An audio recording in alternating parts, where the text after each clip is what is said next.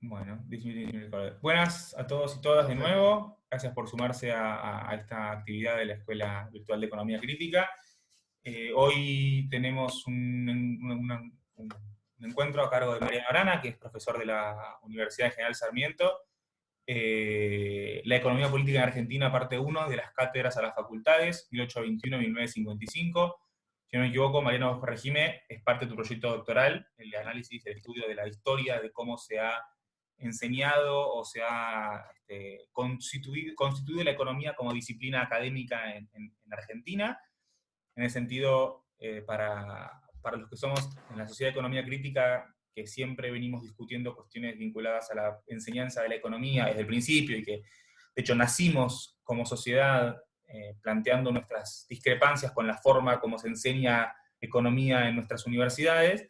El trabajo de Mariano es un trabajo importantísimo para entender justamente esta relación entre la economía como disciplina científica, o la economía en un campo más profesional, o no podría decir la economía en un sentido, sí, del conocimiento económico, con la forma como ese conocimiento económico se difunde, se reproduce, se enseña. Parece que esa vinculación es fundamental. Para los que estamos en la historia del pensamiento económico, la conexión entre la historia de los economistas y la historia de las facultades es una conexión que en el mundo es muy común, pero que en Argentina no lo es.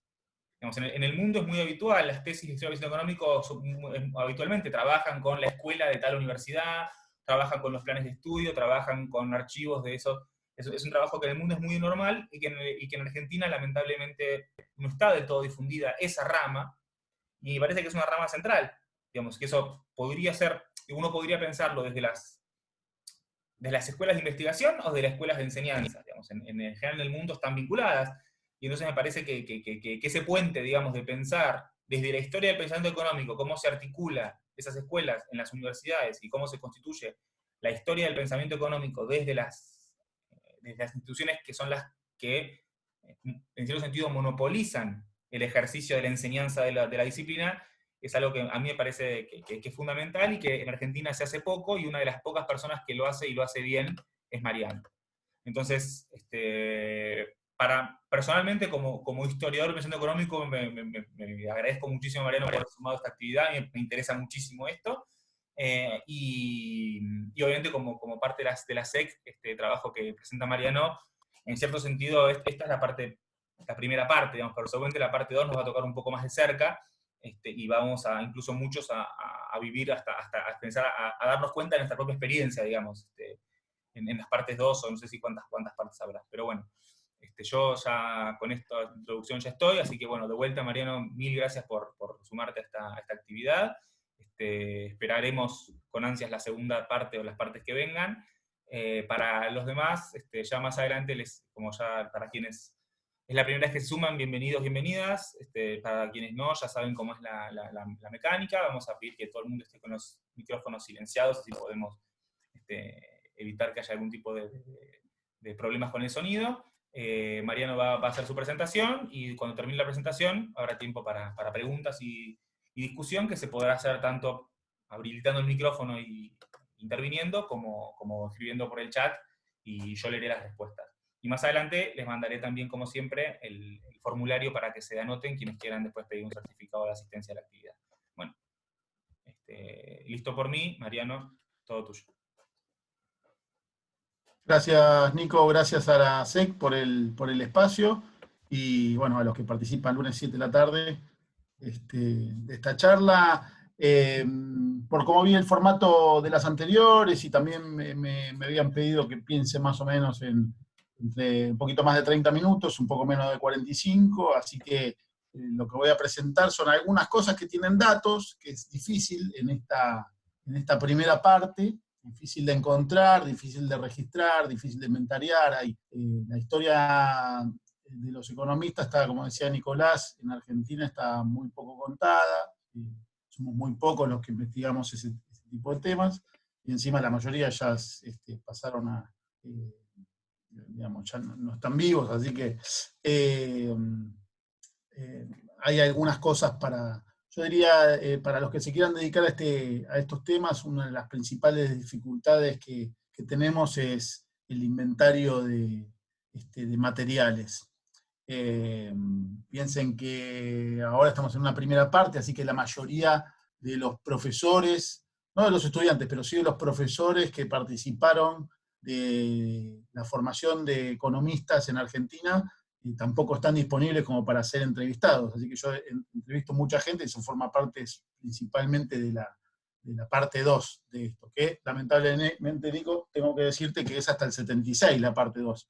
Después, bueno, se pueden armar más partes, pero en mi proyecto doctoral por lo menos es hasta ahí.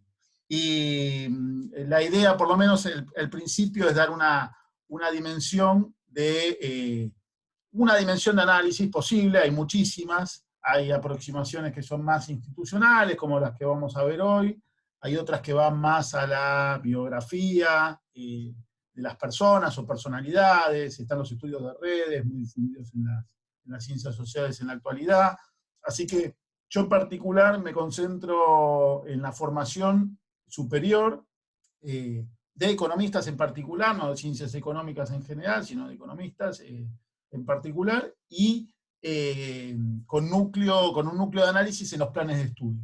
¿Sí? Así que esa es una manera de abordarlo, o de abordar el problema, el tema y demás.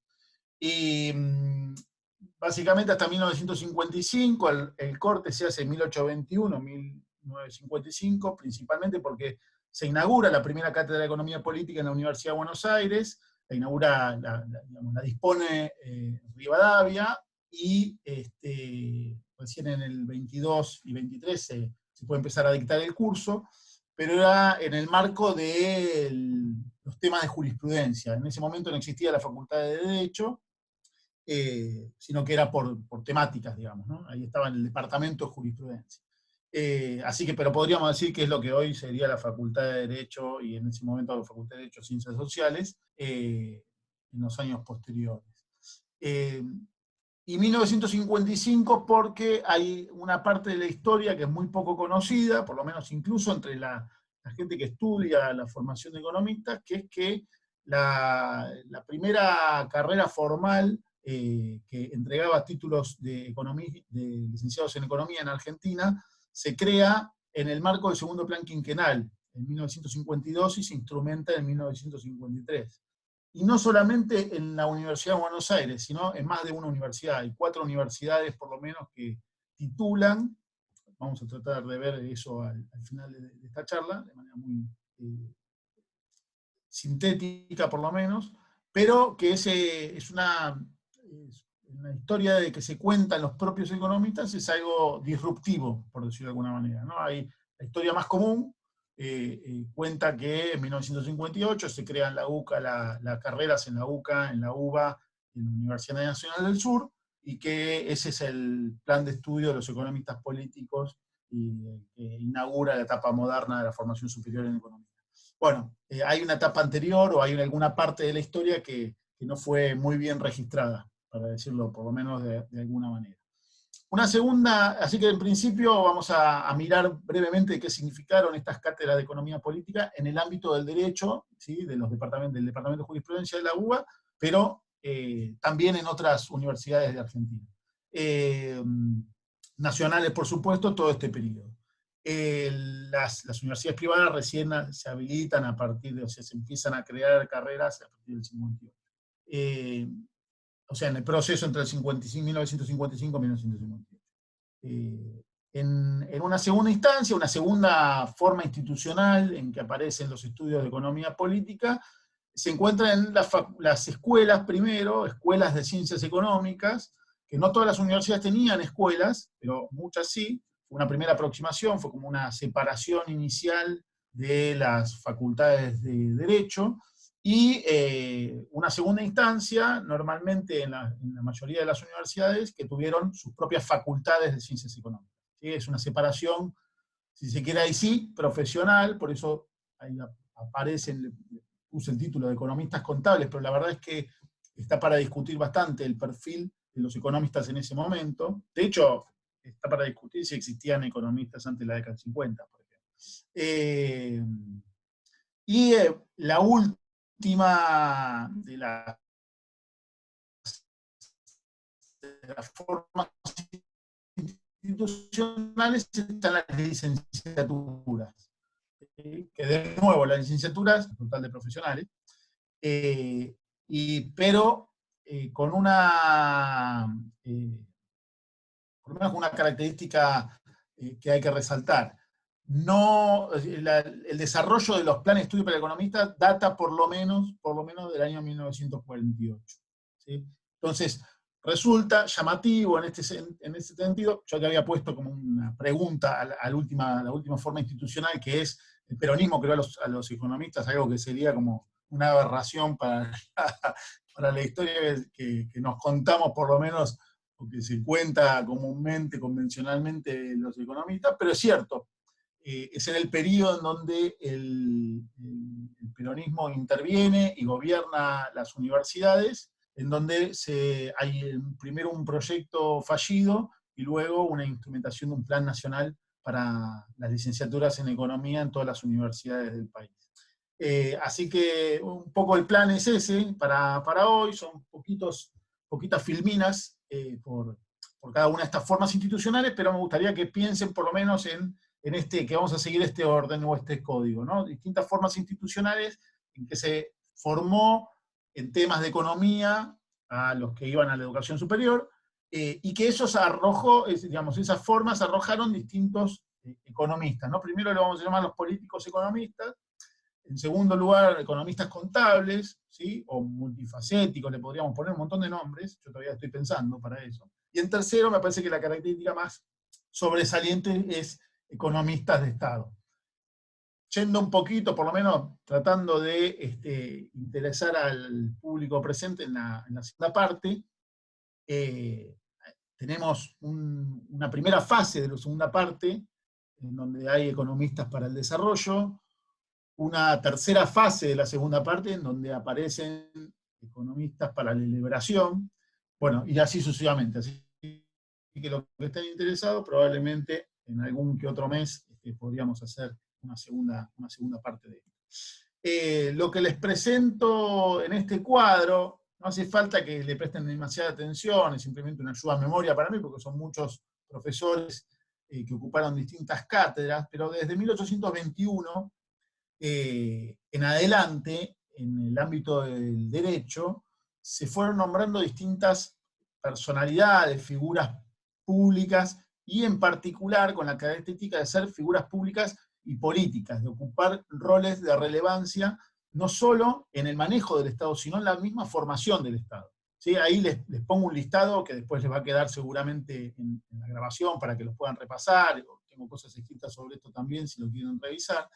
Pero básicamente aquellos que estuvieron a cargo de la cátedra de Economía Política, en el Departamento de Jurisprudencia, que después fue la Facultad de Derecho y Ciencias Sociales, tenían, por ejemplo, Vicente López y Planes, que fue secretario de Hacienda del primer triunvirato, Juan Manuel Fernández Agüero, que fue diputado provincial por 2 distritos, Pedro José Agrelo, que fue presidente de la Asamblea Constituyente de 1813, bueno, Diego Alcorta, legislador de Buenos Aires, Dalmancio Vélez Arfield va a aparecer más adelante, Nicolás Avellaneda, es decir, tenemos hasta presidentes que estuvieron a cargo de la Cátedra de Economía Política.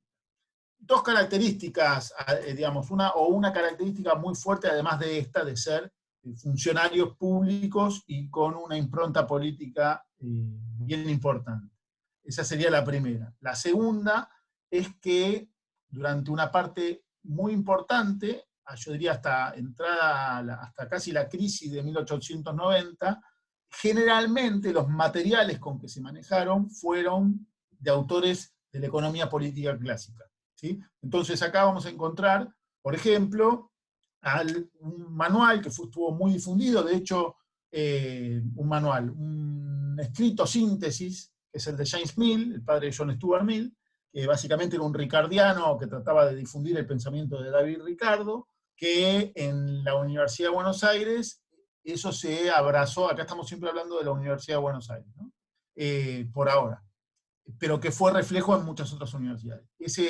Esa síntesis de James Mill se abrazó como material de cátedra. Tanto es así que en un manual que lamentablemente no hay registro ya, o sea, hay registro solamente de que existió, pero no de su contenido, desapareció el contenido,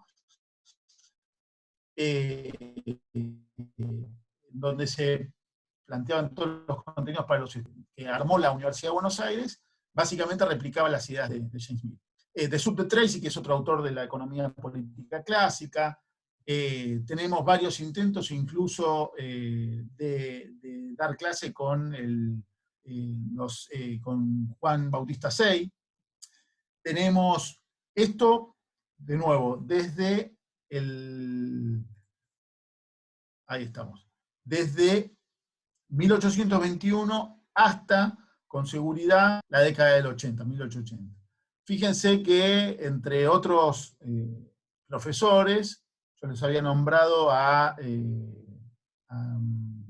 Nicolás Avellaneda, lo tenemos a Emilio Lamarca, que fue funcionario de algunas empresas relacionadas a capital, digamos, a la regulación de capital extranjero. Joseph Garnier, otro autor de economía política de su época. Pero llegando a la década del 80, ocurren dos cosas. Es decir, teníamos un entrenamiento en economía política clásica con orientación liberal, por un lado, y paradójicamente, cuando Argentina está entrando en el auge del modelo agroexportador, digamos, antes de la Primera Guerra Mundial, 1880, entre la Primera Guerra Mundial, la economía política clásica se empieza a hacer a un lado, y empiezan a ganar terreno lo que se conoce como los autores de la escuela histórica alemana, ¿sí? Que tenían ideas precisamente contrarias y encontradas en la economía política clásica. Dos cositas y seguimos con esto. Dos cosas que me parecen que son importantes. Por un lado, los cursos tenían los cursos de economía política se dividían en 2 años. Un año se veía la parte teórica, con típicamente los autores de la economía política clásica, y al otro año se trataba de hacer una especie de lo que hoy sería estudios de coyuntura, digamos, ¿no? Hay cierta idea de lo que sucedía en Argentina, por supuesto con un desarrollo de la estadística muy vago, con registros de la administración pública también y demás. Pero sí eran formaciones de cara a constituir una élite que maneje el Estado. Eso estaba más o menos claro, que maneje el Estado, ya sea en la política pública o que se maneje en relación al comercio exterior.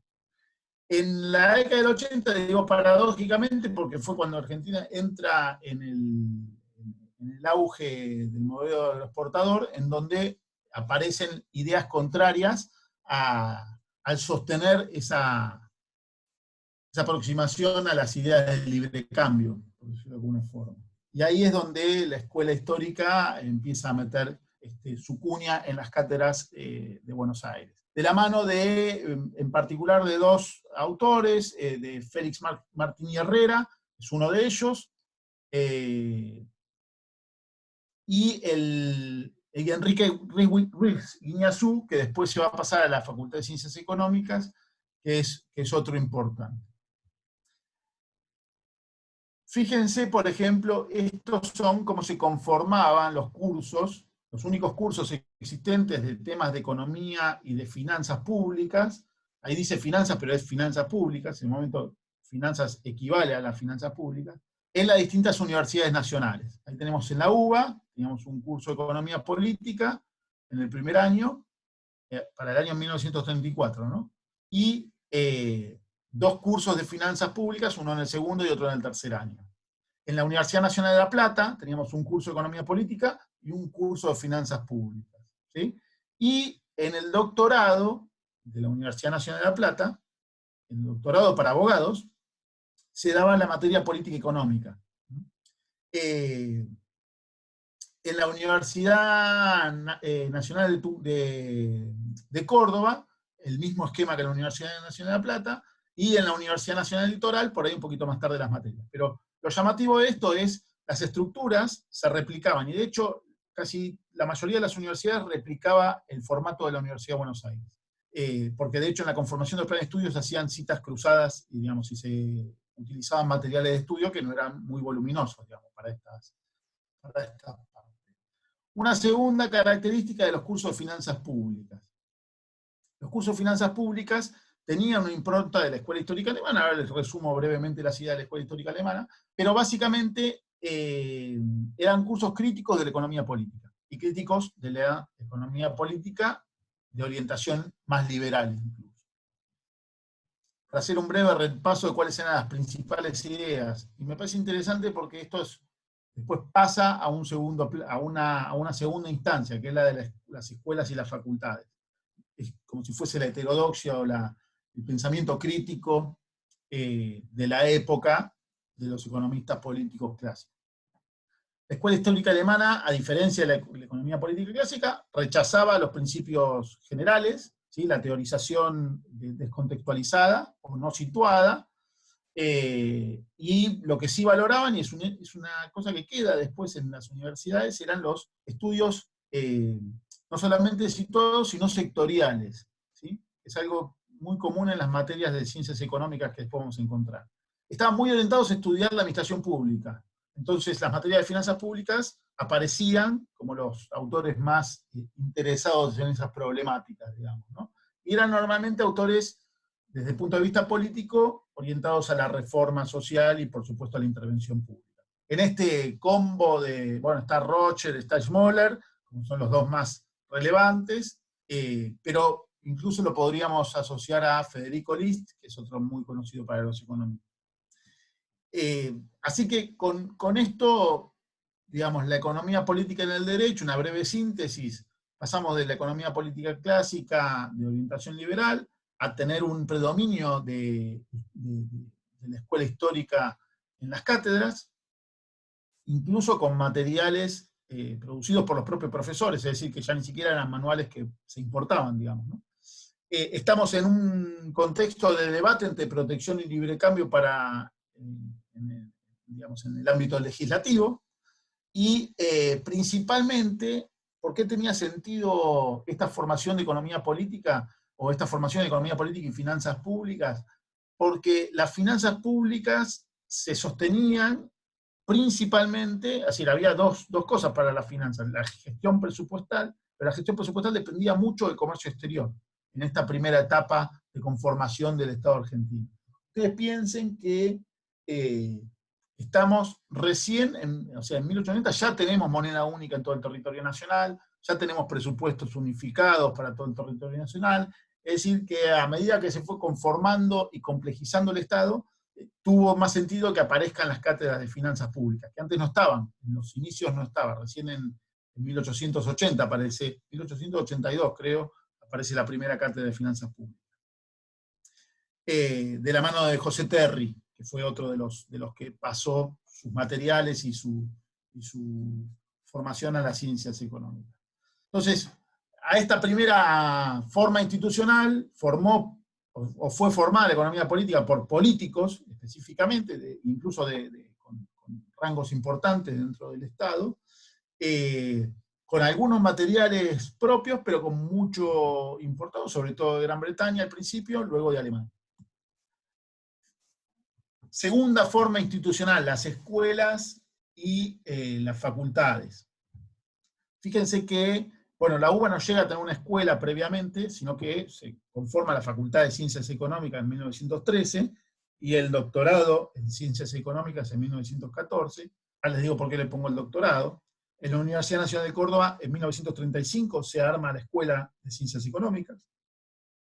Y en el 46 recién se funda la facultad propia, en un ámbito separado, de Ciencias Económicas. ¿Qué quiero decir con esto? La mayoría, todas las escuelas, de hecho, se conforman cuando no existían las facultades de Ciencias Económicas. ¿Sí? Lo que ven ahí, la Universidad Nacional de Cuyo, la Universidad Católica Argentina, es decir, previo a que fuera habilitada o que pueda emitir títulos habilitantes, se creó una escuela de Ciencias Económicas. En la Universidad Nacional de Tucumán, no sé si hay alguien de Tucumán en esta charla, pero yo sé de la existencia de una escuela, pero tengo acceso a muy pocos registros, en la década del 30, si no me equivoco, que duró muy poco, pero bueno, como no tengo los registros, no tengo buen acceso a la biblioteca y a los materiales, quedó como una incógnita, digamos, ¿no? Pero eso por un lado. La segunda característica que muestra este cuadro es que la mayoría de las escuelas y facultades se crean después de 1945, ¿sí? Y en general en el periodo 45-55. De hecho, una mirada un poco más amplia de las universidades muestra un predominio de creación de instituciones de ciencias económicas en ese periodo. Es muy importante, digamos, es muy importante porque es de mucho impacto, es muy difícil no verlo. Digo esto porque la idea que queda es que las ciencias económicas se desarrollan con mucha potencia posterior a ese periodo, cuando en realidad, por lo menos una aproximación así inicial, parece que no arrojara esa información.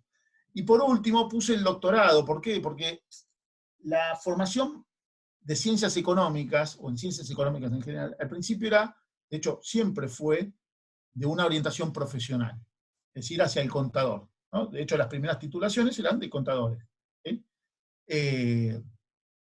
Desde 1903 en la UBA en adelante, y las escuelas formaban contadores, pero el doctorado trataba de formar, como los contadores no tenían una formación en servicio público, ¿sí? O en materias que tuvieran que ver con el servicio público, como sí venían teniendo los abogados, los doctorados se crean en parte para tener profesionales, pero con orientación al servicio público, ya sea, o de conocimientos agregados de temas económicos.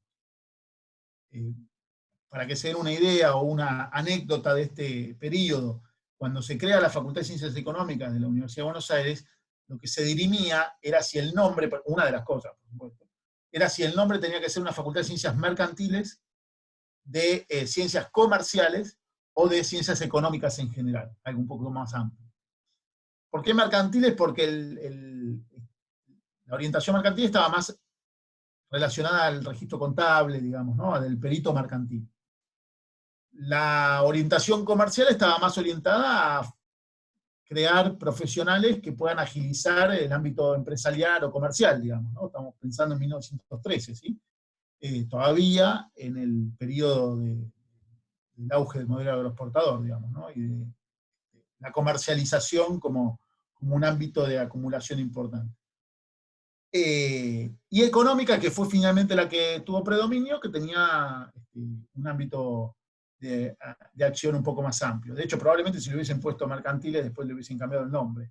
Muy probablemente. Pero claramente, y también uno lo que mira es que las ciencias económicas en Argentina tienen una distancia muy importante entre la experiencia que tiene la Universidad de Buenos Aires respecto de las ciencias económicas en el resto de, por lo menos de 20 años, que en este periodo es bastante.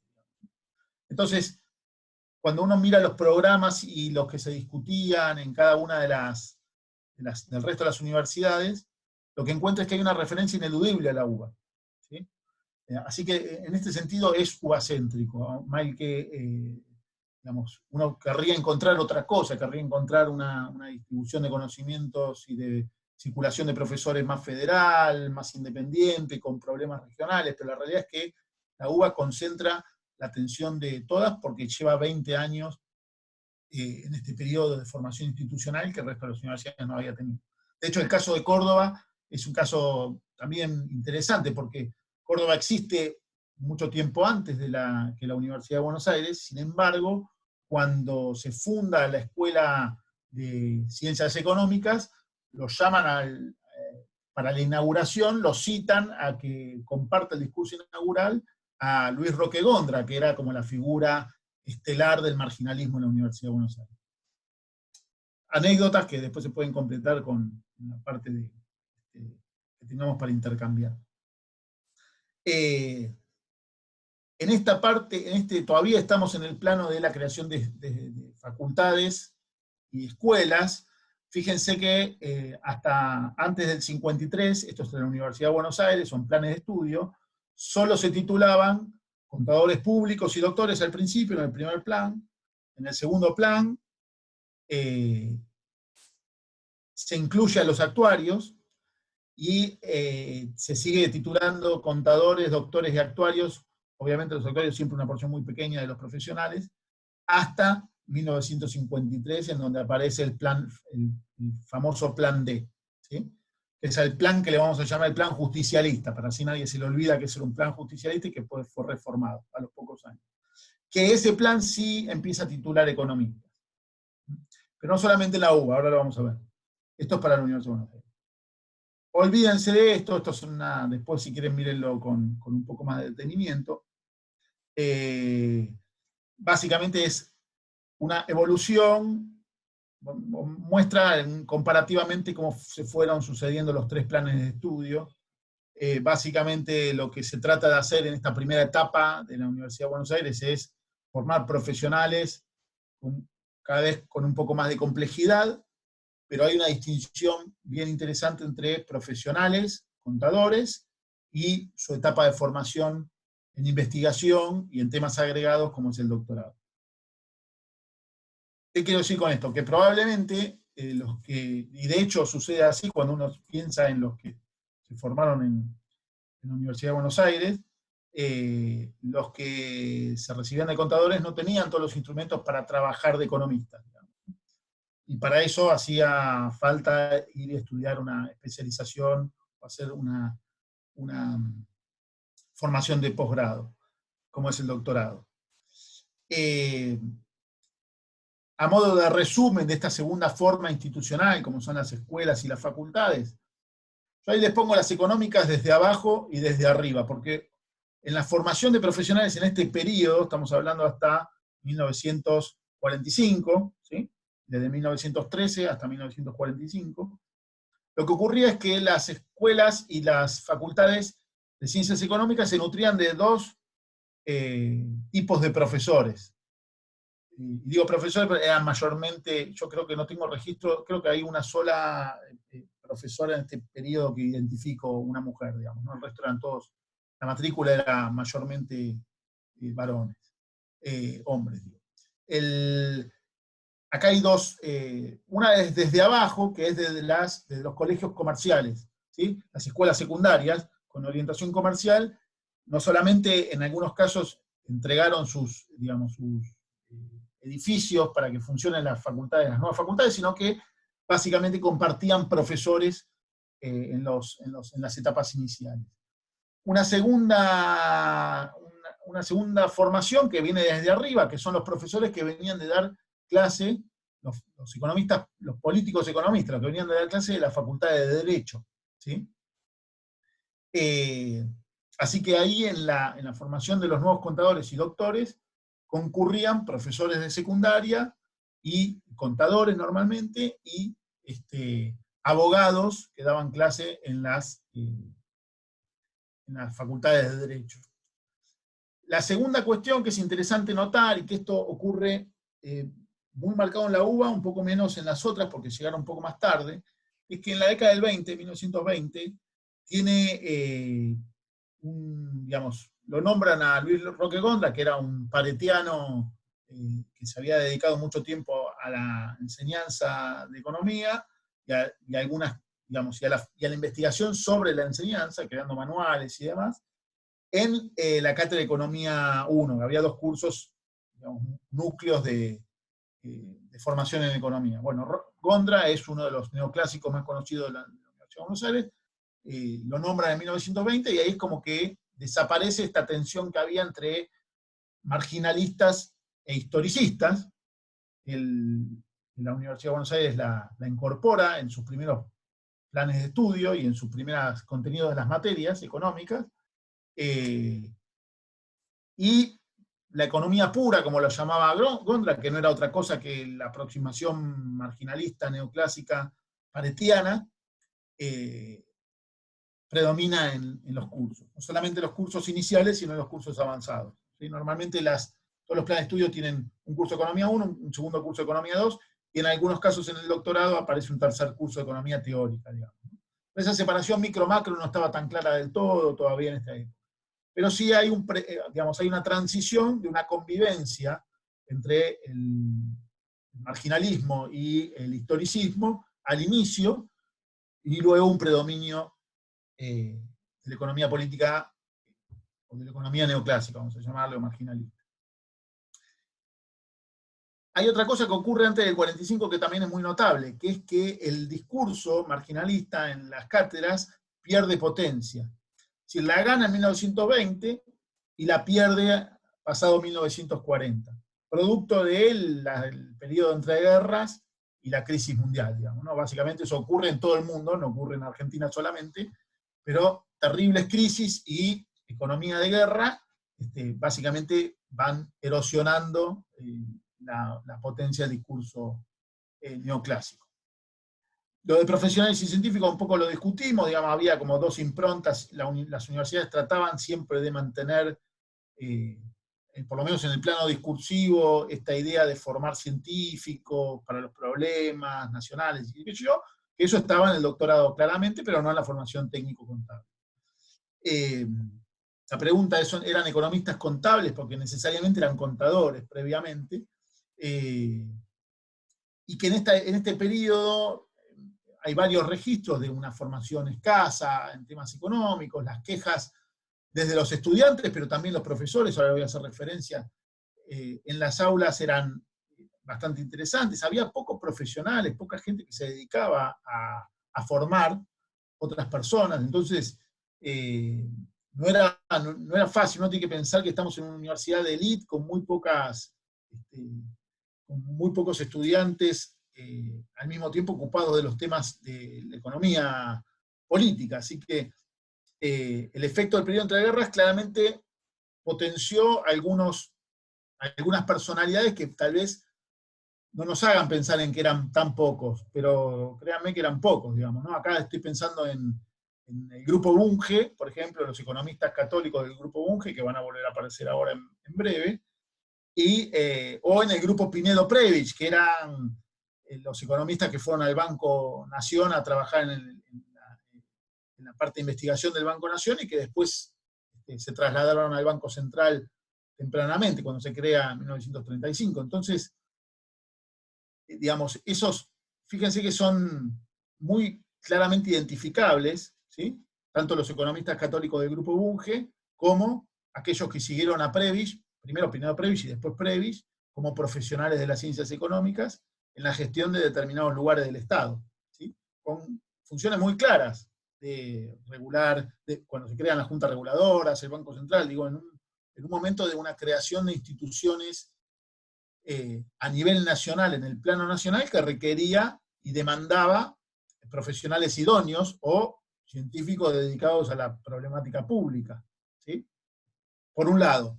Y por otro, uno puede agregar, creo que ya hay varios textos que lo discuten, digamos, cuándo empieza a industrializarse la Argentina, en la década del 30, aparecen los textos de Villanueva, por ejemplo, que reconocen ya unos inicios industriales en la Argentina en la década del 30, uno puede agregar que había temas de complejidad sectorial que requerían determinados estudios. Economía industrial, economía agraria, economía de los transportes, economía de la energía, y así podemos seguir nombrando, ¿no? No solamente las finanzas públicas y el manejo del dinero, sino que había temas de la producción. Así que yo diría, esta segunda, digamos, esto se puede tomar como una especie de pincelada sobre la segunda forma institucional.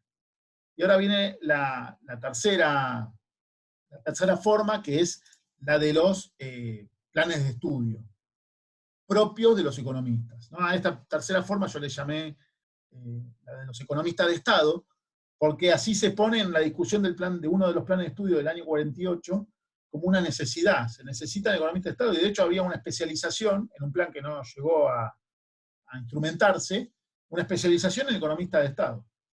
Y era bastante claro que el Estado en este periodo, post-45, hasta el 55 por lo menos, necesita formar gestores, o sea, economistas que vayan a gestionar al sector público. Necesita formar, de hecho está en el plan de estudio así expreso, que vayan a contribuir al segundo plan quinquenal que se había conformado en el año 52, y que yo le puse el plan de estudio justicialista de 1952, digamos, ¿no? Porque la palabra justicialismo aparece en todo el plan de estudio. Si no es que es una idea, un adjetivo que le pongo yo porque se me ocurrió, sino que aparece directamente en el plan de estudio. Entonces, para hacer un resumen de esta parte, uno puede pensar, después les puedo mostrar algunos datos si tenemos tiempo, pero uno puede pensar que ya las primeras encuestas, por ejemplo, en el ámbito de la Universidad de Buenos Aires en el año 45, muestran que una mayoría del plantel docente, encuesta que hace la propia facultad, requiere una carrera de los economistas separado de la de contadores. Le preguntan concretamente, ¿es necesaria una carrera para los economistas? Sí, la mayoría responde sí, y con muy buenos argumentos. Lo que no estaba claro era si eran economistas para el Estado o para qué, digamos, ¿no? Prebisch, yo puse Prebisch y el plan del 48, porque es muy notable también la historia de que Prebisch está separado del peronismo de una manera casi rabiosa antes de empezar su discusión en la universidad, y no fue así, por lo menos al inicio. Prebisch participa, de hecho, el mismo interventor de la universidad le pide a Prebisch que arme el ciclo económico de la formación de economistas para un plan de estudios que se termina de publicar en 1948, para que él licenciaba economistas. ¿Sí? Y ahí hay un conjunto de negociaciones entre Prebisch, que quería una carrera orientada a la investigación y a la formación pública también, pero principalmente investigación, y las autoridades de la facultad, que mostraban una impronta de querer licenciar economistas para la teoría, pero principalmente economistas para el Estado. ¿Sí? Así que había en esos planes había especialización. Esos planes no se llegan a concretar, nadie se recibió ni pudo estudiar en ese plan, pero hay una historia escrita sobre eso, si a alguno le interesa. En este periodo hay otra cosa notable, que comparten la UBA y lo que después se va a formar como Escuela de Ciencia Económica de la UCA, que son los economistas católicos, ¿sí? De la Corporación de Economistas Católicos, se llamaban así. Que básicamente, acá estamos hablando de Moyano Llerena, García Olano, es decir, hay una serie de economistas que no eran conservadores librecambistas, por decirlo de alguna manera, es decir, no eran Pinedo. Pinedo era socialista desde el punto de vista de su filiación política, pero era liberal desde el punto de vista de la política económica. Estos economistas eran economistas católicos que participaban de los dos ámbitos, del ámbito de la Universidad de Buenos Aires y del ámbito de la Universidad Católica, que van a ser los que generan una plataforma de contenidos base para los primeros planes del año 52 en la UBA, y en la UCA, de hecho ya había titulaciones, aunque no eran reconocidas estatalmente, antes de 1958, a fines de la década del 50. Entonces, acá hay una intervención importante de la concepción católica de cómo se debía dirigir la economía, y la función de los economistas en el Estado tuvo esa impronta muy fuerte. El plan del 52 es un plan que se los muestro brevemente. Esta parte me lo salteo, después la podemos ver si quieren, pero es hacia 1950 en la Universidad Nacional del Sur, una de las caracterizaciones de los economistas que hizo Popescu. Pero el plan del 52 era este plan que les presento acá. ¿Sí? Este plan fue firmado, se publicó en una ordenanza, la publicó en la Universidad Nacional de Córdoba, pero estaba en varias universidades, la UBA también tiene su publicación. Básicamente era un núcleo de materias centrales, ¿sí? Ahí tienen listado todo, no hay ninguna cosa del otro mundo en el nombre de las materias, pero sí va a haber en los contenidos. Todas las materias que ven acá estaban, o casi todas, yo hice un análisis de todas las materias, de los programas de todas, de los contenidos mínimos, y yo le diría en un 80% por lo menos, eran materias que estaban orientadas a estudiar y desarrollar distintos aspectos del segundo plan quinquenal.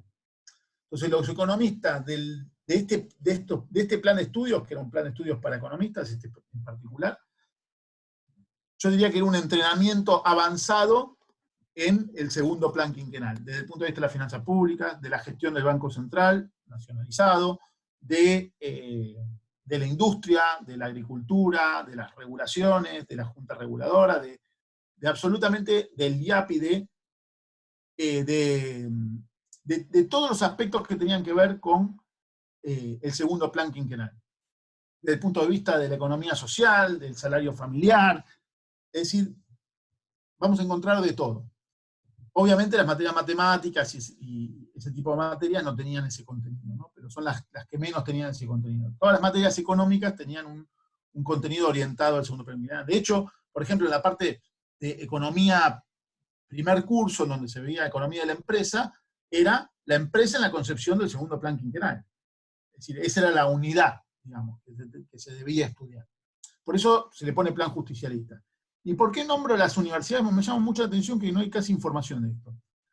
En la reunión que firman este plan de estudio en el Ministerio de, no me acuerdo si era de Instrucción Pública, era más complejo el nombre, participan autoridades de la UBA, de la Universidad Nacional del Litoral, de la Universidad Nacional del Cuyo, de la Universidad Nacional de Tucumán y de la Universidad Nacional de La Plata.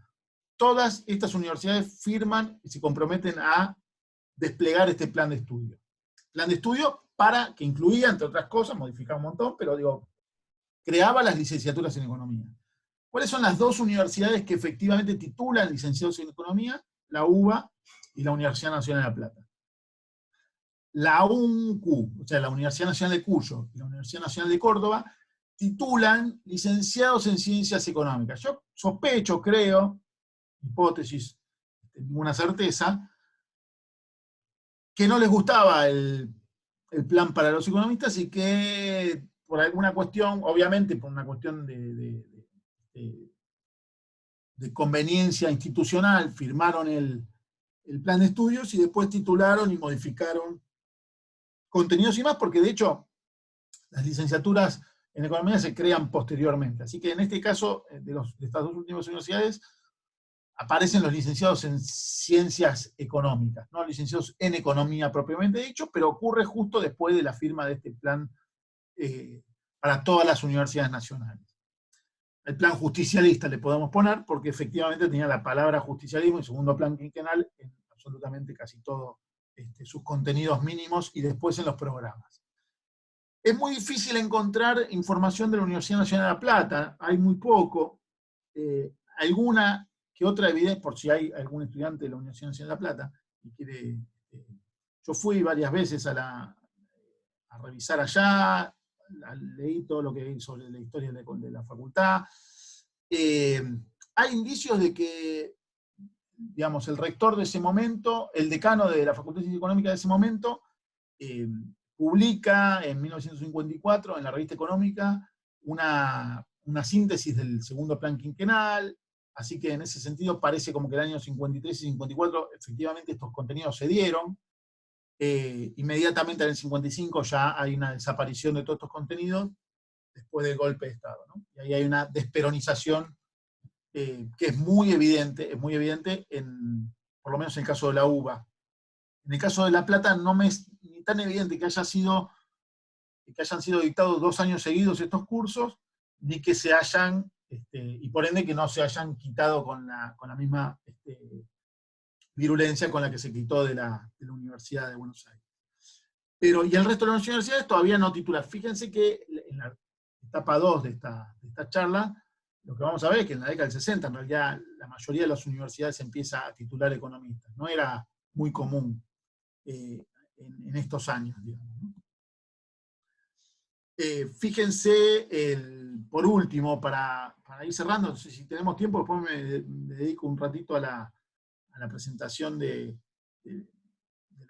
caleidoscopio de economistas según Popescu, pero fíjense en la carrera de la UBA, por si alguno no cree que en el 53 había licenciados en economía, que ese plan titulaba, en los propios registros de la Universidad de Buenos Aires, figuran, por ejemplo, en el año 54, 5 licenciados en economía. Cuando en realidad la carrera, desde el punto de vista más convencional, se estima que se creó en el plan E del 58, pero no, efectivamente había licenciados en economía antes. Estaban formados probablemente, muy probablemente, imagínense que son muy pocos, así que yo no pude acceder a ninguno de ellos, porque aparte no tengo tampoco los nombres y apellidos, pero es un trabajo para investigar, si alguno quiere hacerlo, los economistas del plan justicialista, título de un paper, en el 54. Así que, y fíjense, obviamente, la relevancia relativa que tienen con los contadores, con los licenciados en administración, que existen recién en el plan sí del 58, ahí, que después van cobrando cada vez más relevancia. Es decir, que incluso dentro de las ciencias económicas, obviamente la formación economista, ustedes saben, es minoritaria, pero, y sobre todo, a mediados de la década del 50, cuando todavía no existían casi las licenciaturas en economía, obviamente las ciencias económicas eran ciencias económicas relacionadas a los profesionales contadores y en mucho menor medida a los doctorados o a los licenciados en economía, como estamos mostrando acá. Bueno, yo creo que por lo menos ya lo que les quería mostrar en una primera etapa y en unas pinceladas generales sobre estos temas, estoy ok para abrir el debate, las consultas, comentarios críticos sobre todo, y demás. Bueno, Mariano, muchas gracias por la presentación. Si querés, deja la pantalla compartida porque posiblemente en las preguntas vayas y vaya que Bueno, dale. alguna de las ahora, filminas decimos ahora. Mientras tanto, mientras van pensando algunas preguntas, les paso a comentar un par de cosas, así tengo tiempo para ir pensando. La primera es que el miércoles seguimos con este ciclo de charlas a las 18, con una actividad sobre economía feminista, coordinada por Corina Rodríguez Enríquez, y que el jueves va a ser a las 15, un análisis sobre la economía digital en la actualidad a cargo de Andrés Musacchio. Así que, digamos, están todos y todas bienvenidos y bienvenidas a participar. La segunda información que es importante es que ya avisarles que ya salió la circular para la próxima edición de las jornadas de economía crítica de este año, ¿sí? La versión número 13 de las jornadas de economía crítica, segunda vez que se hacen bajo jornadas de economía críticas, jornadas de economía feminista, van a ser en la Universidad Nacional de Mar del Plata los días 11 y 12 de septiembre, si el virus nos permite volver a juntarnos presencialmente en algún momento. Así que bueno, ya están las circulares, todo el mundo está invitado a participar. Acá tenemos un comentario de Emilia, que dice: buenas, soy Emilia de Tucumán. No conozco la escuela del año 30, pero podría averiguar lo que necesites de aquí. Sé que se hacían investigaciones, pero ni idea cómo están organizadas previo a que salga la carrera de licenciatura en Economía.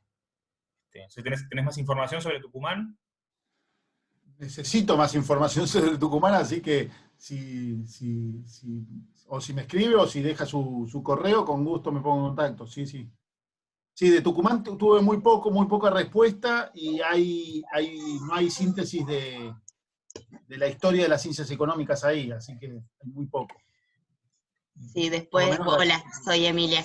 Después de la dictadura se borró un montón de cosas de acá, así que sí, es por ahí charlar con la gente que esté más en el tema, digamos. Así que sí, de una, te paso mi mail después y coordinamos. Dale, buenísimo. Gracias, Emilia. No, de nada.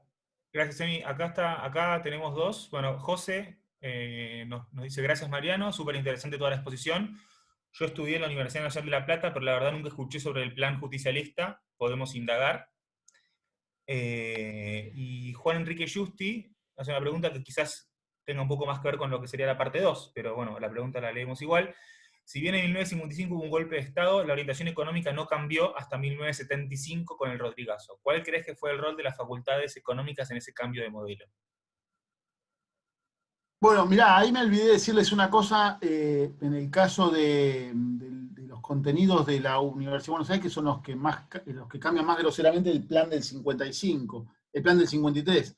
En el 55, con el golpe de Estado, básicamente yo creo que lo que ocurre es que, y esto es hipótesis, hay pocas certezas en esto porque hay faltan materiales, como decía, eso no solamente ocurrió en Tucumán, en la Universidad de Buenos Aires también se quemaron un montón de cosas. En La Plata es re difícil encontrar. Yo diría en casi todas, imagínense, las universidades más viejas cuesta encontrar. Creo que Córdoba es la que mejor tiene registrado, no solamente porque aparte tiene su revista y está bastante bien publicada, digital y demás, es donde más información se consigue. Pero era muy notable en los programas de las materias que normalmente cómo se estaban estructurados. Los programas de materias se estructuraban en contenidos teóricos generales, incluso no es que se deja de dar el marginalismo durante el plan del 53, ni mucho menos, teoría de la utilidad, optimización, etcétera, etcétera, pero después siempre aparecían como pedacitos de unidades que tenían que ver con el segundo plan quinquenal. Entonces, básicamente se estructuran esas materias con nombres que son genéricos. Esto no va a ocurrir en la primavera camporista, digamos, los nombres de la materia cambian y son muy notables ya la orientación de la materia por el nombre, pero en este momento se cambia ese párrafo que tenía que ver con el segundo plan quinquenal, y en su lugar, lo más notable es que se saca ese párrafo y se ponen temas y párrafos relacionados directamente a la bibliografía de los textos que había publicado Prebisch entre el 55 y el 56, que se conocen como el plan Prebisch, que son 3 textos muy conocidos, que básicamente, y de hecho en algunos casos directamente se pone el estudio del plan Prebisch. Entonces, y eso ocurre inmediatamente. De hecho, en los programas tanto del 55 como del 56. Programas de 1955 que hacen referencias, por ejemplo, me he encontrado que hacen referencias a bibliografía que aparece recién publicada en el 56 por Presidencia, que son estos 3 textos de Prebisch de los que les hablo. Por eso en ese proceso de desperonización, que ocurre, por ejemplo, en la Facultad de Ciencias Económicas de Buenos Aires, fue distinto al de filosofía o de otras facultades en donde fue la purga de profesores, los despidos masivos y demás por parte de los golpistas, digamos, ¿no? En la Facultad de Ciencias Económicas por ahí no se notó tanto eso, pero sí se notó ese recorte de dejar el mismo programa y recortar esos contenidos. Probablemente haya sido por profesores que venían trabajando en la misma facultad y que aprovecharon el golpe para sacarse esos contenidos encima con los cuales no estaban de acuerdo en enseñarlo. La otra cosa notable de ese periodo es que los contenidos estaban bastante gobernados por la Corporación de Economistas Católicos, que era muy simpática con el peronismo. De hecho, tanto es así que participaron del primer gobierno, digamos, así que solamente era simpática, sino que era orgánica en muchos casos. Y que fueron después, muchos de ellos tuvieron continuidad en la Facultad de Ciencias Económicas de la UBA. Así que en ese sentido, por lo menos el comentario relacionado al 55, a la desperonización de la UNDA, te van a leer seguramente, escuchar, un proceso bastante grosero, en el sentido de su amplitud y su profundidad, pero que en la Facultad de Ciencias Económicas fue directamente a recortar los contenidos del segundo plan quinquenal. Y después lo que sí hay, eso forma para la etapa 2, no, hay muchos cambios entre el 55 y el 76 en la formación de economistas. Yo le diría, así a grosso modo, hay 3 fases por lo menos. La primera es la de formación de economistas para el desarrollo, noticia, insumo, producto, programación económica, etcétera, etcétera, novedad, novedad, novedad. Sí, muy rápido se lo digo. Después, cuando tengamos otra charla, lo hacemos más pausado en 40 minutos. Hay una segunda instancia, que es una instancia de, si se quiere, crítica, antiimperialista, descreída, digamos, o crítica de la industrialización programada, como se había dado, más de izquierda. Eso después deviene en lo que fue el cambio de planes cuando gana Cámpora las elecciones, y que se intervienen las universidades, y hay un cambio de planes también. A eso se le puede llamar los planes de la izquierda peronista, o los economistas para la liberación, y por supuesto está el Rodrigazo y el golpe 66, que cambia, ahí hay mucha que es previa al golpe, y que cambia muchísimos contenidos y que produce un cambalache fenomenal en menos de un año, básicamente, de estar en las universidades. Así que yo diría, hay 3 fases, así como una muy marcada, otra un poco más desprolija, pero que desprolija en el sentido de los lineamientos no son tan exactos, y que coinciden no solamente en la UBA, en La Plata, sino también, por ejemplo, en la Universidad Nacional del Sur. Yo miro en particular las de Buenos Aires, pero porque lo miro por porque están dentro de mi ámbito de estudio de la tesis. Son las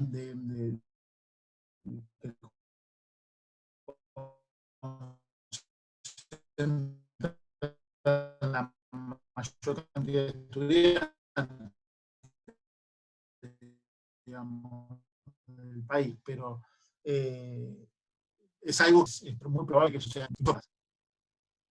No sé si con eso hice honor al comentario de Juan Enrique. Sí, sí. Yo, bueno, gracias. Yo tenía dos preguntas más o menos cortitas. La primera es sobre esta mujer profesora que mencionaste, si tenés algo de información particular o algo para, alguna punta para tirar para que ya podamos algún tipo de búsqueda de ese caso, que me parece súper interesante. Digo, para tener esas referencias me parece que por ahí vale la pena la mirada.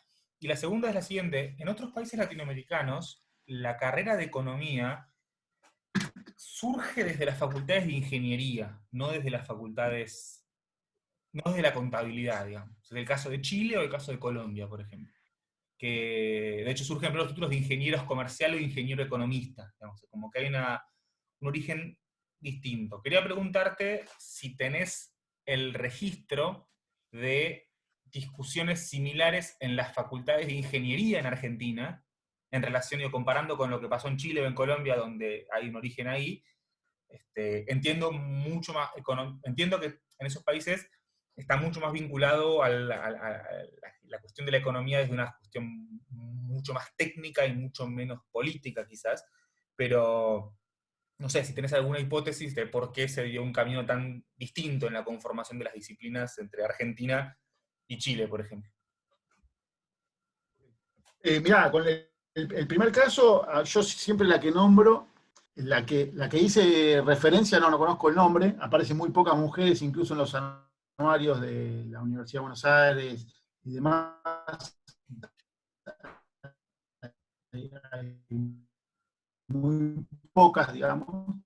En las fotos, vos ves, no sé, en particular, que tuvo mucho que ver con la formación de los economistas, fue Rosa Kuzminski. Dato, de hecho, Rosa Kuzminski tiene un rol bastante impactante para los economistas, por lo menos aunque no haya aparecido así, porque primero forma parte de la comisión del plan de estudio del Plan E, el plan que forma economistas para el desarrollo. Y tenía una impronta bastante estructuralista, Rosa y demás, y después se vuelve un poco más crítica todavía, así que fue una economista, si se quiere, de izquierda o crítica, que además intervino directamente en la formación económica. Y no solamente tuvo un rol así, sino que todo el mundo conoce, a ver, yo estoy cabeceando porque estoy mirando a ver dónde tengo el libro, que el otro día se lo decía a los chicos de mi curso. El libro que casi todos leímos de Maurice Dobb, Teorías del Valor y Distribución de Adam Smith, creo que casi todos los economistas en algún momento leímos algún capítulo de ese libro, es traducido por Rosa Kuzminski. Por ejemplo, entre otras cosas, publicaba Rosa Kuzminski, daba los debates, discutía política pública, discutía teoría económica dentro de la universidad, discutía el plan de estudio, pero además, después cuando exiliada en México, hizo unos trabajos de traducciones fenomenales. Y no me acuerdo ahora qué otro libro, Erika por ahí se debe acordar del otro día que hice la referencia de otro libro así. Así que Rosa es una de las mujeres más importantes para la formación de los economistas de la década del 50, con total seguridad. Y además fue profesora de un montón de gente que estudió con ella y después fue figura pública, o historiadores importantes de Argentina, como Guillermo Vitelli, por ejemplo, historiadores económicos, gente que tuvo después un desempeño profesional o científico importante para nosotros y que la tuvieron como profesora ella. De hecho, dio la materia de Historia del Pensamiento Económico, Rosa también, en la Universidad de Buenos Aires. Tenía esa impronta de acercarse a la economía desde la historia del pensamiento, desde las teorías del desarrollo y desde los planes de estudio. Así que a mí, cualquier cosa que encuentre sobre ella, de hecho busco, lo que pasa es que es muy difícil encontrar referencias, porque ella después se fue exiliada y dejó poco rastro acá, y dejó de tener contactos, por lo que yo pude averiguar, ¿no? Pero bueno, así que hay algún llamado a la solidaridad, digamos, ¿no? El paradero de algún dato sobre Rosa Kumiki, que ya no vive más, se agradece. Y respecto a la segunda cuestión, no tengo, no te puedo decir algo específico sobre Chile y Colombia, más que, digamos, el caso de Chile es más raro, porque el caso de Chile, o sea, Chile tuvo economistas muy importantes, economistas críticos muy importantes, de trayectoria incluso similar o en algunos casos mucho más prominentes, si se quiere, que economistas argentinos, en el mismo plano, y sin embargo no tuvieron, obviamente, por la llegada de la Escuela de Chicago tempranamente a Chile, y no en el caso de Argentina. Eso creo que tuvo mucho que ver.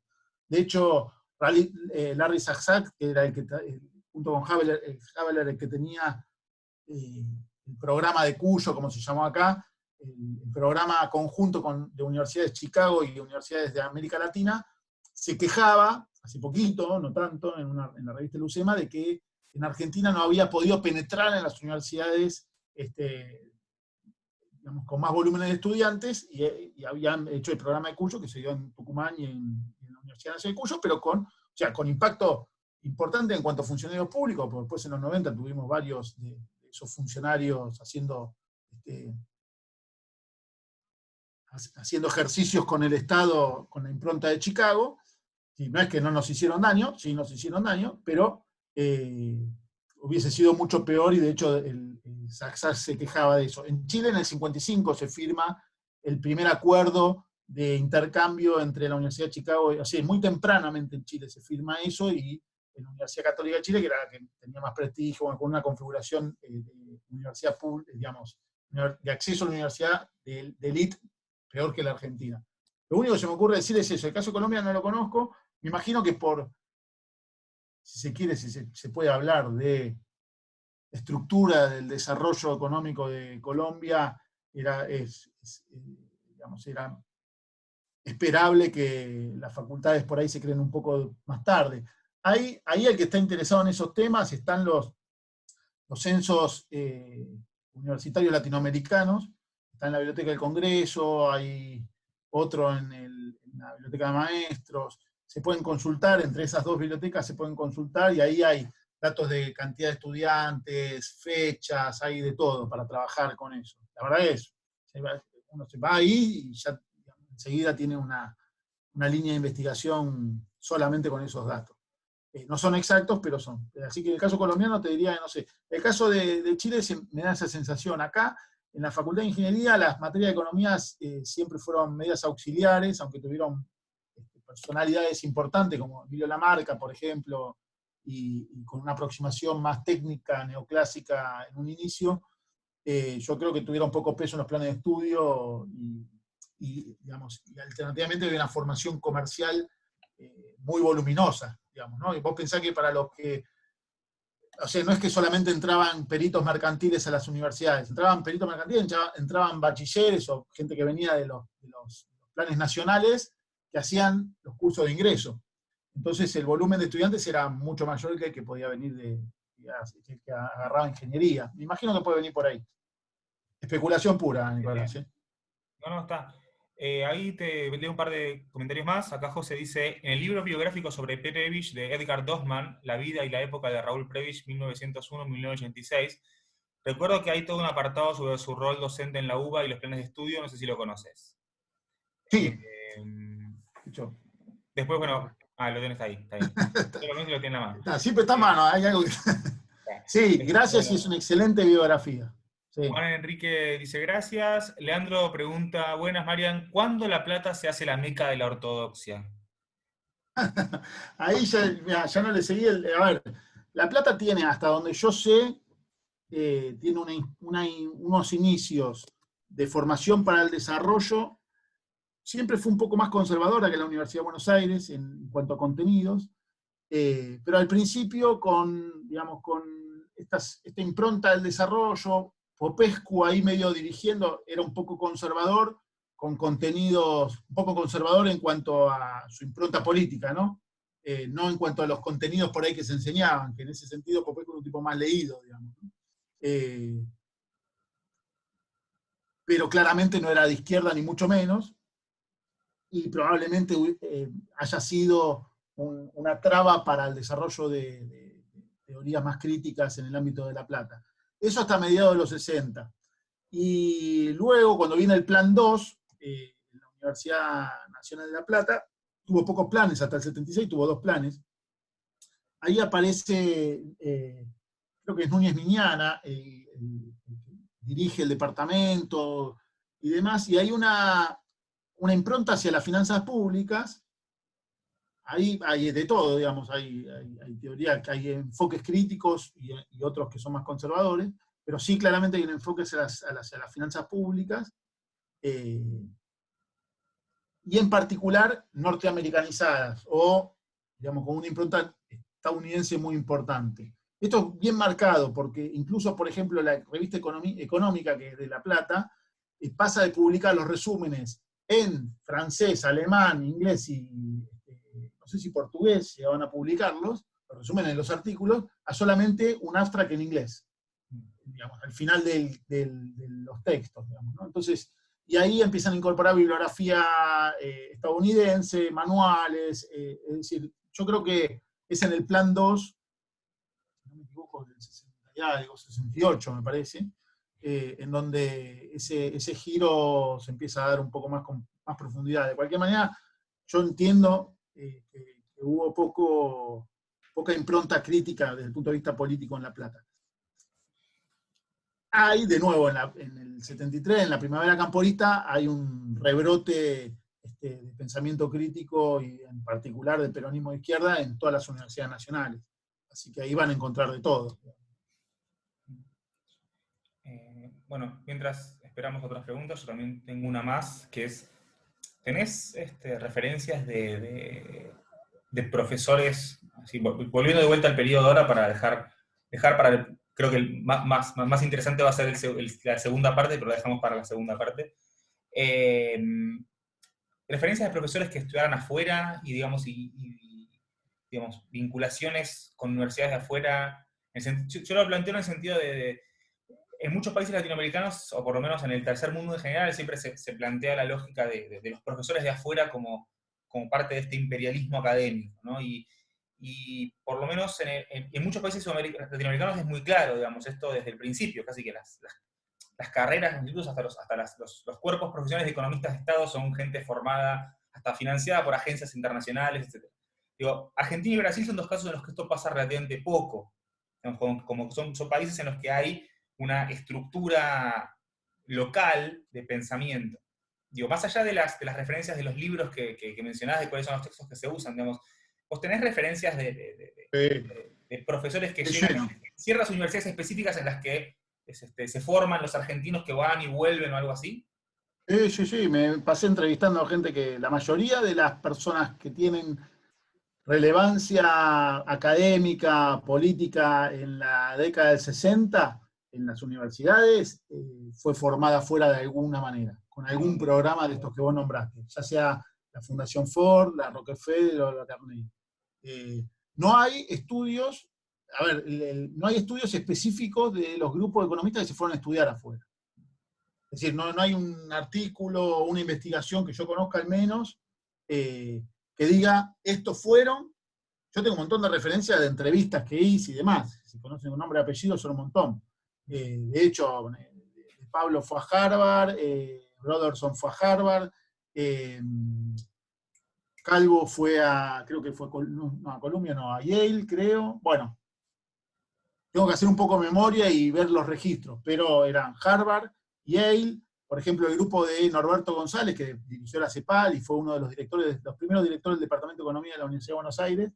Él fue a estudiar a la London School of Economics, junto con Federico Herschel y con algún otro más que ahora no me viene a la memoria. Es decir, los programas, y por eso en la década del 60 se forman muchos profesores en universidades inglesas y norteamericanas. La particularidad es que las inglesas eran más empáticas con el pensamiento crítico estructuralista, si se quiere. Era el que dominaba un poco las aulas y demás. Y el que, vos pensás que en las universidades de Buenos Aires, por lo menos, la Corporación de Economistas Católicos tenía una impronta, digamos, había abarcado muchos espacios, entonces, y era empática con cierto, digamos, discurso de reforma, de intervención, es decir, no eran liberales. Entonces, el pensamiento teórico en Gran Bretaña era mucho más empático con eso que el que venía de Estados Unidos, claramente. Y en particular el de Estados Unidos, los que hicieron en Harvard tuvieron cercanía con una aproximación de síntesis keynesiana que no era Chicago, digamos, que era menos ortodoxa, por decirlo de alguna forma. O que, por ejemplo, estudiaron con Dasenberry o con Leontief, por ejemplo, y que establecieron vínculos que después los trajeron. De hecho, en muchos casos, Leontief vino, visitó Buenos Aires, estuvo al tanto con un montón de gente. Después hay otra, esa parte es un poco más registrable desde el punto de vista de lo que no está registrado, o sea que hay mucho laburo para hacer ahí, pero sí, todos los profesores que tuvieron relevancia académica, ya te digo, y en la política pública, en los 60 se fueron a estudiar afuera casi todos, y volvieron. Miguel Teubal, por ejemplo, es decir, él venía de afuera directamente. Pero antes, es decir, críticos y no críticos. Pero antes, digamos, en los 40, digamos, los profesores del plan justicialista, por ejemplo. No, esos eran todos locales. Ahí no había circulación prácticamente internacional, porque la circulación internacional de estudios de economía, yo diría, empieza y tiene auge con las becas. Con las becas de las 3 fundaciones que becaban estudiantes y los planes, si querés. Ahí hay varias aproximaciones. De hecho, en la década del 60 lo que ocurre es que hay una reacción hacia esas becas, sobre todo los estudiantes de economía política o estudiantes críticos de eso. En la Universidad Nacional del Sur, por ejemplo, hay un libro publicado, tengo por acá, se llama Enfoques Heterodoxos del Pensamiento Económico, lo publicó el CCC junto con la UNCI, que básicamente cuenta la historia del plan de estudio de los años 60, ahí en la UMS, la Universidad Nacional del Sur, que era un rechazo, y eso ocurre en Buenos Aires también. Yo a Felisa Micheli la entrevisté, estudié en Buenos Aires, y me decía, para nosotros aceptar una beca de Rockefeller era subsumirnos al imperialismo, la técnica y cambia la concepción de muchos de los estudiantes de economía en la década del 60. Al mismo tiempo que se vuelve crítico el discurso también, ¿no? Es decir, producto de la industrialización trunca, de como le queramos llamar, digamos, ¿no? Pero yo te digo, antes es muy raro que ocurra. Después Olivera es uno de las figuras en la UBA que entrega carta de recomendación para un montón de economistas que se iban a estudiar afuera. Y otra cosa de lo que ocurre en la década del 60, es etapa 2, eso Nico ya, siempre es etapa 2, la parte por eso la más rica de la formación de los economistas, porque hay muchos que están vivos todavía. Están vivos, digamos, que participan en la actividad pública. Yo lo entrevisté hace relativamente poco a Carlos Leiva, por ejemplo. No se formó afuera, pero un tipo que todavía tiene voz en la actividad pública y política, y que la tenía en el 73 también. Otra de las cosas fue los planes de formación de economistas para toda América Latina de la CEPAL, que no fueron pocos. En la década del 60, yo te digo, formaron más de 2.000 funcionarios públicos en toda América Latina. Es mucho. Y yo estoy por publicar un artículo de eso, después lo voy a circular y demás, pero o sea, hay una formación de la CEPAL, formación superior, pero sobre todo funcionarios públicos, que a veces coincidían que eran funcionarios públicos y eran economistas que estaban en la academia, y otras veces no.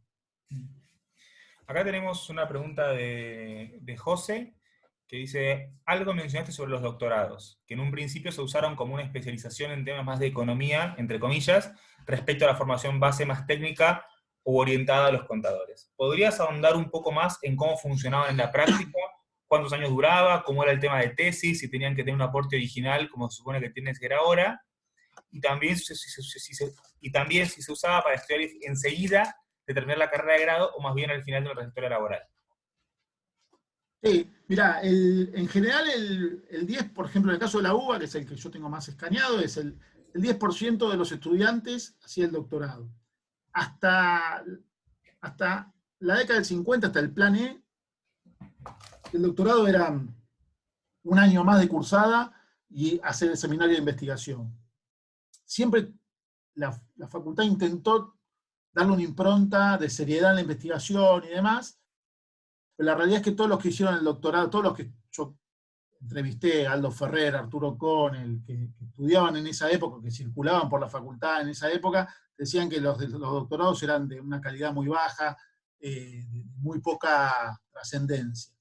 La realidad es que la UBA también publica, por ejemplo, tiene todas las tesis doctorales digitales. Cuando vos mirás lo que antes del 45, lo que se estudiaba, eran todos temas sectoriales, normalmente sectoriales o fiscales y monetarios, que son los típicos temas de los economistas, no son tanto de contadores, porque son temas, los fiscales y monetarios, directamente relacionados a la intervención pública, o a la regulación de algún tipo, y los sectoriales, que son aquellos, formaciones de economistas que van a intervenir, ya sea en ámbitos de las cámaras empresariales o los sindicatos y demás.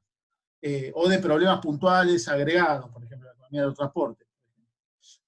Así que te diría, sí, el doctorado tenía la misma impronta por ahí que tiene hoy, o similar, no diría la misma, porque requería hacer seminarios de investigación, requería presentar un proyecto que sea original, que haga un aporte, pero por lo menos en la voz de los estudiantes de fines de la década del 40, que yo pude consultar, estaba muy deteriorado el título de doctor, digamos, no te convertía en economista. De hecho, me acuerdo en una de las entrevistas que le hice a Broderson, que cuando le pregunté, bueno, ¿cuándo te sentiste economista? ¿Cuándo te formaste? Dijiste, bueno, yo soy economista. Me dice, no, en la facultad no fue.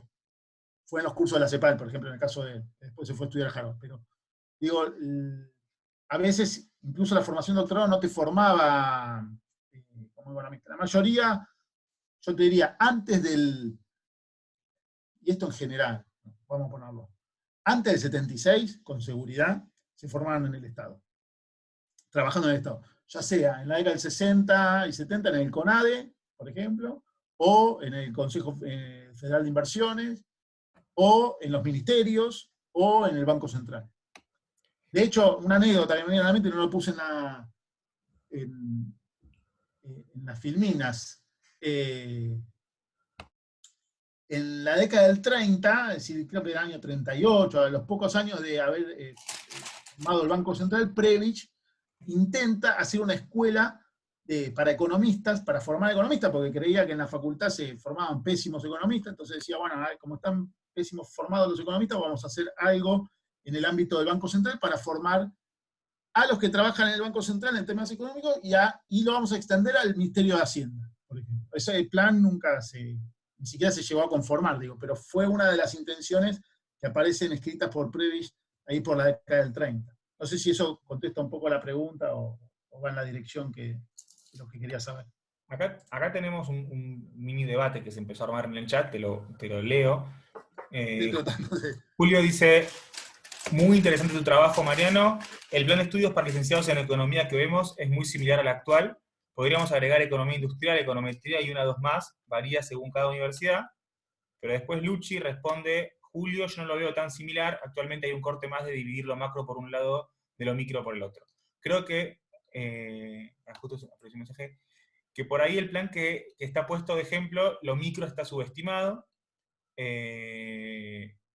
No sé si Mariano podrá decir algo al respecto, pero estimo que con la segunda charla se evidenciará el peso de la micro como materia de economía pro mercado en los planes de estudio, por sobre lo macro y materias relativas a economía del sector público. En síntesis, ¿a partir de cuándo empieza a tener peso la micro y qué hay de la micro en ese momento? Ok. Normalmente los primeros cursos en todos los planes de estudio de todas las universidades que yo miré, por lo menos en Argentina, y supongo que debe ser una característica general, porque aparte una de las cosas que tienen los planes de estudio cuando uno mira es que normalmente tienden a converger, digamos, ¿no? Uno podría armar, digamos, alguna hipótesis con eso. ¿Por qué? Porque cuando se van a armar planes de estudio, materias y demás, generalmente se circula información, se envía gente a revisar, etcétera, etcétera, ¿no? A comparar, se usa mucho la comparación. En particular, la economía 1 tenía que ver con problemas del valor, se asemeja a la micro, pero piensen que la micro, la división micro-macro, es dominante. Hay un trabajo de Beatriz Cherrier muy interesante, hace poco lo publicó, que hace un análisis de todas las discusiones de las actas de la Asociación Americana de Economía en cuanto a la clasificación GEL, que sería el Journal, que es el Journal of Economic Literature, que es lo que clasifica, cataloga el conocimiento económico desde el punto de vista de Estados Unidos y por ende emana hegemonía hacia el resto del mundo. Y ella identifica una separación muy fuerte micro-macro recién en la década del 70. Antes no, en esas discusiones. Y es notable porque en realidad, yo decía, estaba medio desdibujado a veces, pero en la economía 2 se miraban temas de ciclo. Por supuesto, estamos en un periodo donde las cuentas nacionales recién aparecían en Argentina, o sea que imagínense que todavía no había un gran volumen de información pública. Incluso las cuentas nacionales, digamos, el peronismo en un momento hasta deja de publicar, es decir, información propia del Estado no era pública. Entonces, recién teníamos matrices de insumo producto muy leves, hacia mediados de la década del 50, antes no, nada. Imagínense, y Argentina era el país más similar a los países desarrollados del periodo en América Latina, o sea que imagínense en el resto, ¿no? O sea, había menos. Siempre cuento la anécdota el dato de que la matriz insumo-producto que se conocía de Argentina era de 25 filas por 25 columnas, una cosa recontra simple, que uno lo mira, simple, que claramente no servía para tener certeza sobre nada de lo que ocurría en la economía argentina, pero la de Bolivia era de 3 filas por columna, en el mismo periodo. Y la de México por ahí andaba como la de Argentina, es decir, había pocos instrumentos para hacer una separación tan tajante. Claramente, y piensen en otra cosa adicional, con esto quiero decir lo que era medio borroneado la distinción. Incluso la economía paretiana no tiene una separación tajante entre micro y macro. De hecho, cuando uno mira micro 2, en realidad podrían ser temas de economía agregada tranquilamente, ¿no? En la actualidad. Ni siquiera en la actualidad, digamos, está distinguida esa separación tajante. Claramente había tema de economía de la empresa en economía 1, había tema de discusión del valor en economía 1, había tema de discusión de salario en economía 1, y en economía 2 se dedicaba más a temas de ciclo económico, por ejemplo. Una nota breve. Los problemas del ciclo económico y de la evolución agregada a la riqueza o de la economía monetaria, como estaban separados en ese momento, empiezan a transformarse cuando aparece el tópico de desarrollo económico. Porque el desarrollo económico aparenta o le da instrumentos, teorías a los economistas que le permiten gobernar el ciclo. Entonces el ciclo ya deja de ser ciclo y pasa a ser desarrollo económico o políticas para el desarrollo. Eso ocurre en segunda fase, ¿no? O sea, segunda charla, post 58. Respecto de si se parecen o no en la actualidad a la estructura, puede ser que la estructura de nombres, pero los contenidos claramente son muy distintos, no es que son muy distintos en el sentido de que hay muchas cosas que en este periodo no existían siquiera. De hecho, hay cosas que aparecieron después y volvieron a desaparecer. El caso de la matriz de insumo-producto es una de ellas. En la década del 60, un entrenamiento de matriz de insumo-producto era básica, esencial para los economistas. Después desaparece. En la actualidad no sé si alguien la da, pero cuentas nacionales por ahí se da como una antigüedad, porque en Argentina ni siquiera hay publicada una actualizada. Entonces, hay idas y venidas, ¿no? En cuanto a teoría monetaria, ni hablar, ¿no? En este periodo, piensen que en el 53 nosotros tenemos un banco central que nacionalizó los depósitos, ¿sí? Es decir, primero se hizo estatal, primero nacionalizó, después se hizo estatal, y que gobernaba todo el sistema financiero. De hecho, no era lo mismo que el Banco Central de la Unión Soviética, pero, porque la función del dinero era distinta, pero gobernaba el crédito de manera dirigida, si se quiere. Era central para el segundo plan quinquenal entender cómo funcionaba el Banco Central del peronismo. Y eso, obviamente, los contenidos son completamente distintos en las teorías monetarias posteriores, ¿no? Ahí creo que hubo una gran distinción. Finanzas públicas lo mismo. Piensen que esta novedad que Núñez Miñana lleva a la Universidad Nacional de La Plata en los estudios norteamericanos sobre las finanzas públicas, acá todavía era manejo presupuesto. No había una teoría de las finanzas públicas, digamos, ¿no? Como después se va a discutir.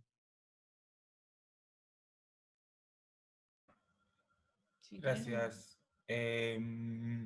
¿Alguna pregunta más? ¿Alguien más tiene algún comentario que hacer sobre esto? Sé que mucha gente va a estar esperando la parte 2, que ya la programaremos. No sé si aparece acá. Sí, aprovecho para agradecer a Erika Márquez, que fue la que tuvo la idea de que Mariano esté en este ciclo.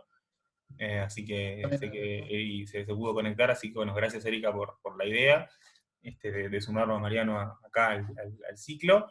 Si ahí yo copié recién en el chat el formulario para que se anoten quienes quieran un certificado. No sabemos cuándo, todavía no hicimos ni siquiera los certificados de la primera charla, pero bueno, ya saldrán en su momento, así que quienes quieran pedir un certificado de asistencia, solo llenen sus datos ahí en ese formulario. Y nada, me parece que la pregunta que no debe hacerse, pero que de rigor está, digamos. ¿Cómo venís en términos de tiempos para terminar la tesis?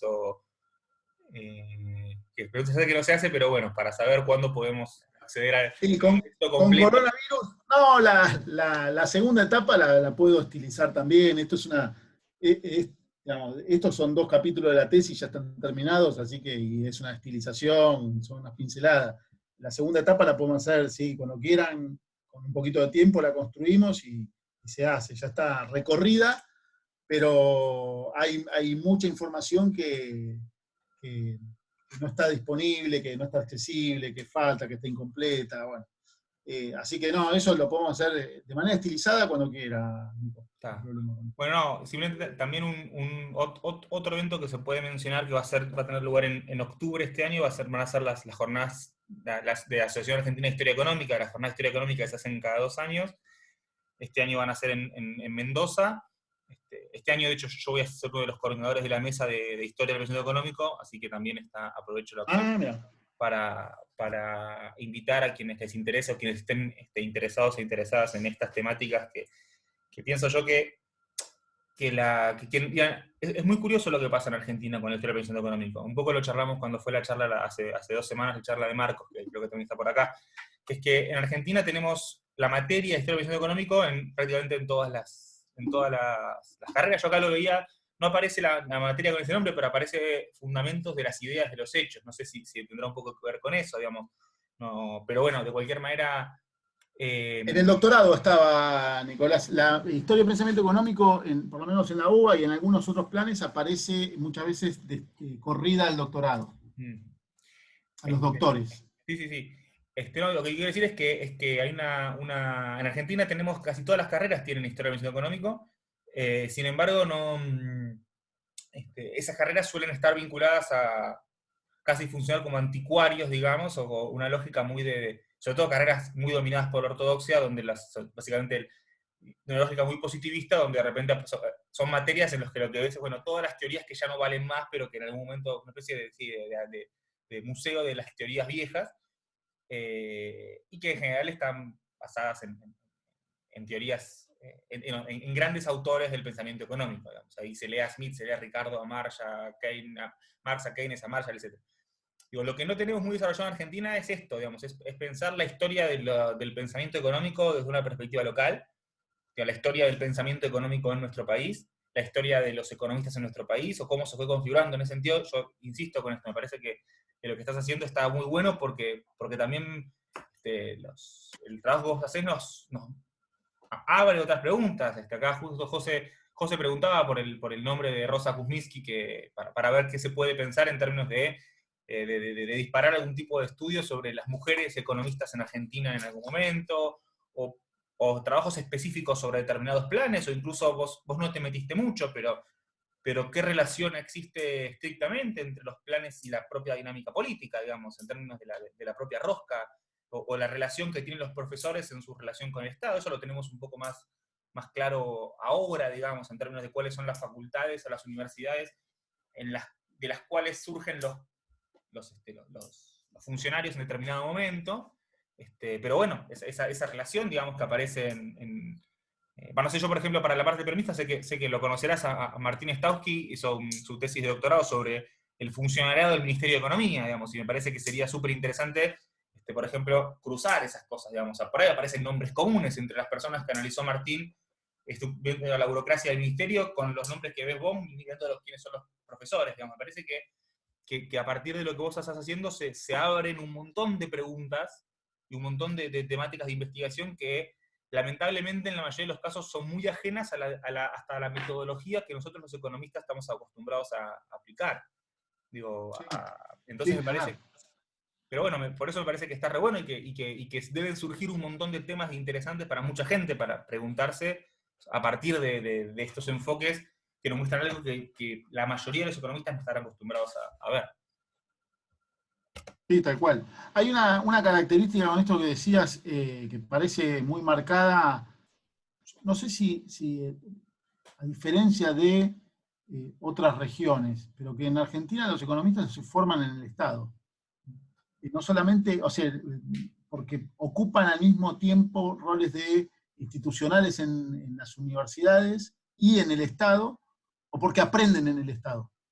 Eso, segunda parte de las charlas, pero me parece que es algo que empieza a marcar estos planes pensados para formar cuadros que vayan a planificar y a ejecutar política pública. Digamos, es algo que aparece en casi todo, salvo por ese periodo que no está tan claro, de los 20 años que van, hasta de los 20, 30 años que van al principio, que forman profesionales de ciencias económicas en general. Al inicio y al cierre de esta primera etapa, el Estado aparece en distintos ámbitos, ¿no? Incluso vinculando los materiales de estudio. Rivadavia es el que trae a Ricardo y digamos, de la mano de James Mill a las cátedras que duran muchísimo tiempo en enseñanza de economía política clásica, y en la última instancia ya directamente vinculando un plan de gobierno a un plan de estudio. Dice claramente, el vínculo es directo, ahí no hay dudas, digamos. Acá Juliana nos dice, en la Universidad Nacional de Cuyo la materia es historia económica e intenta hacer historia del pensamiento económico, pero se da un manual, no leímos directamente a ningún autor. Sí, muchas veces hay una confusión entre historia económica y historia del pensamiento económico, muchas veces son disciplinas que se cruzan en muchos casos, en otros casos no, sobre todo en los casos en los que la historia económica está a cargo de historiadores. En general, cuando son economistas los que están a cargo, suele estar un poco más mezclada un poco la cuestión, pero es cierto que muchas veces aparece esa tensión, digamos. Sobre todo me parece que sobre todo muchas veces la gente que hace historia del pensamiento económico no sabe historia económica, entonces eso lleva a lecturas de historia del pensamiento económico súper descontextualizadas, digamos, a leer a los autores como si sus teorías fueran válidas eternamente, digamos. O sea, no contextualizar, no prestar atención al contexto en el cual los autores están escribiendo, pero bueno, esos son discusiones que tenemos permanentemente los que nos dedicamos a la historia del pensamiento económico. Acá Erika dice, espera el libro. O sea te tira como bastante expectativa, ¿no? Ya quiere el libro. Bueno, ya que estamos, esperamos los varios tomos y las colecciones completas. Sí, sí. Bueno, ojalá, sí. Ya llevo el capítulo 2, mira. Ahora, antes de fin de año, el capítulo 3 y parte del 4, y hay que esperar un poco. Igual todos los avances, para los que quieren leer algo de esto, todos los avances están más o menos publicados. Ahora, para los 200 años de la UBA, me invitaron a escribir el capítulo sobre los primeros, o sea, hasta 1945 de la Facultad de Ciencias Económicas, así que ahí va a haber una historia publicada en las primeras 3 décadas, y está por salir un libro de revistas de ciencias económicas durante el peronismo, que yo agarré las 2 revistas que publica, dos de las 3 revistas que se publican en torno a la Facultad de Ciencias Económicas del 45 al 55, también está por publicarse por la UDEBA este año, así que van a tener algo material para leer si quieren. Pero hay más para investigar que uno puede leer por interés, pero hay más para investigar que para otra cosa. Hay más duda que certeza, diría. Acá José nos dice, gracias por todo, esperemos que en las próximas GEC podamos tener el workshop sobre historia del pensamiento económico de las mujeres.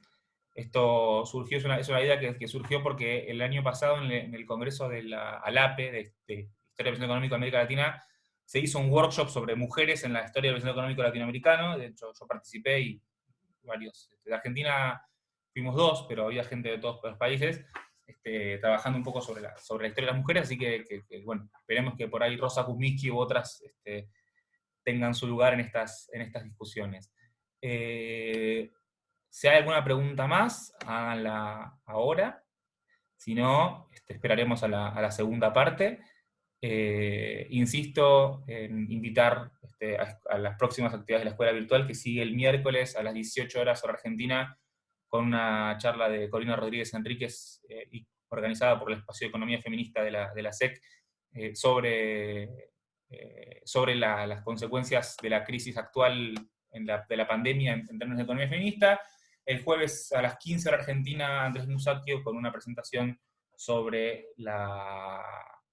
cómo la economía digital está transformando las relaciones económicas, independientemente incluso, o en todo caso, de la propia pandemia, y seguiremos las próximas semanas comunicando nuevas actividades y nuevos talleres, por lo menos mientras dure la cuarentena en casi todo el mundo. Veremos qué pasa más adelante.